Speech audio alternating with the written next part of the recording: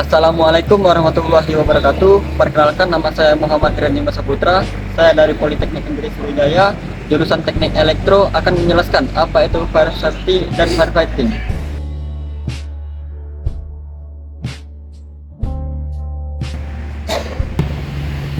Definisi api sendiri, api adalah benda atau bahan bakar dalam bentuk padat atau cair atau gas yang memiliki titik nyala dari pemantik dan udara oksigen yang menjadikan nyala api membesar.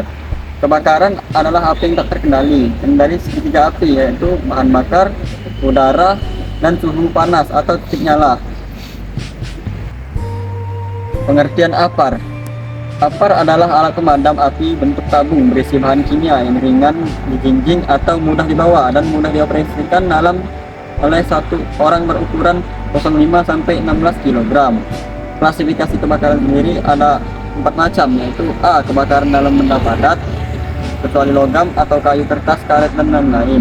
Kelas B. Kebakaran pada benda cair dan gas. Kelas C. Kebakaran pada peralatan listrik bertegangan. Kelas D. Kebakaran pada benda logam. Untuk APAR sendiri ada 5 macam-macam jenis isinya. Yang pertama ada air, yang kedua busa, yang ketiga powder, yang keempat karbon, sedangkan yang kelima adalah gas halon. APAR air adalah tabung APAR yang diisi oleh air tawar sebanyak kapasitas tabung, kemudian diberi pendorong N2 atau cartridge atau dengan dipompa secara manual.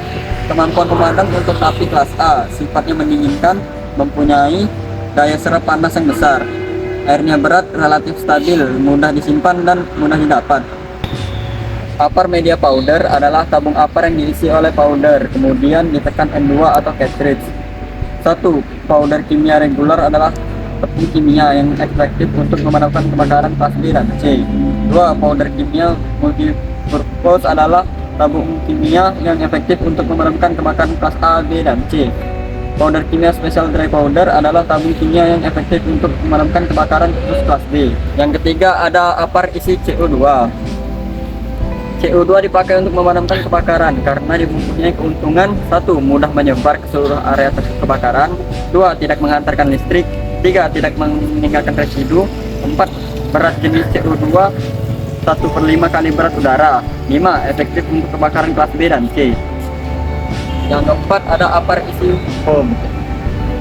Adalah tabung APAR yang berisi larutan kimia yang diberi tekanan N2 atau sistem pencampuran dua kimia yang seperti bisa di dalam perbuatan.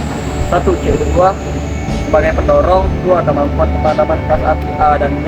3. Foam menutup benda yang dimungkinkan. Yang kelima ada gas halon. APAR gas halon menggunakan liquid streaming agent dengan N2 sebagai propellan. Mempunyai kelebihan sebagai berikut: pertama, tidak meninggalkan residu.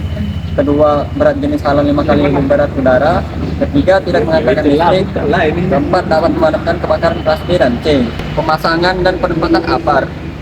Taruh APAR pada posisi yang mudah dilihat, dicapai atau diambil dan dilengkapi dengan tanda pemasangan. Kedua, sesuai dengan jenis dan kelas kebakaran benda yang dilindungi. Ketiga, harus menggantung pada dinding atau dalam lemari kaca. Keempat, ketinggian 15 sampai 120 cm dari lantai. Kelima, pada suhu antara 4 Celcius hingga 49 derajat Celcius. Cara penggunaan APAR yaitu ada PAS, P, full, A, air, S, use, S, dan V. Nah, sekian penjelasan tentang fire safety dan firefighting dari saya. Saya Muhammad Rani Masaputra. Saya berterima kasih telah menonton.